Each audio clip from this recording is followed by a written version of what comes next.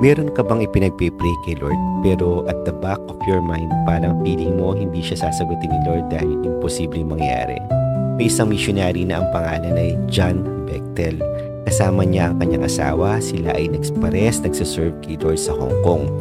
Malapit sa puso niya ang mga bata at may isang malinaw na vision si John mula kay Lord na magkaroon sila ng isang shelter para sa mga batang ulila at makapakinig sila ng salita ng Panginoon. Isang araw, habang naglalakad si John, may nakita siyang malaking property na may karatula na for sale. Tahimik ang paligid, may mga structures at perfect para maging shelter ng mga ulilang mga bata. After niya makita ang property, parang pinulungan siya ni Lord na, John, na yun. Ang good news, yes, for sale ang property at napakaganda nito. Pero ang bad news, napakamahal at imposible na mabili ni John dahil ang pera niya lang ay sakto lang sa kung ano ang panggastos nila sa araw-araw.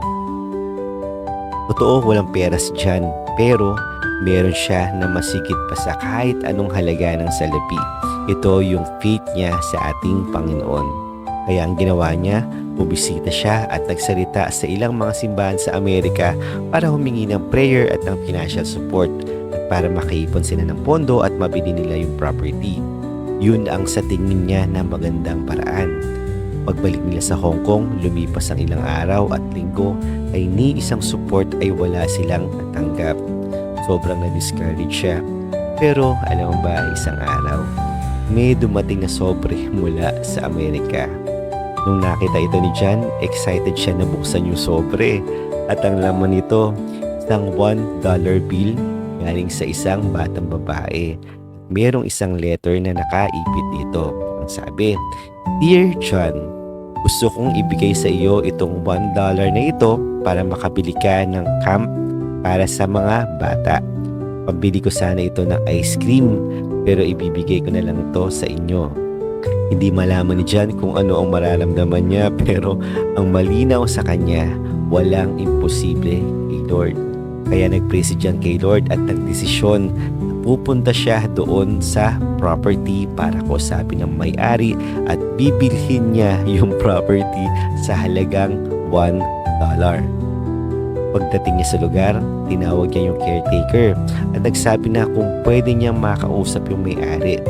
Hindi pumayag yung caretaker, kaya nakiusap siya na ipaabot na lang yung kanyang letter sa may-ari kahit na alam niya na imposibleng mangyari na pumayag yung may-ari na bilhin yung property sa halagang $1. Dito na, nabasa ng may-ari yung sulat ng bata kay John, yung letter ni John tungkol sa plano niya sa kanyang property at nakita niya din syempre yung nakaipit na $1 bill.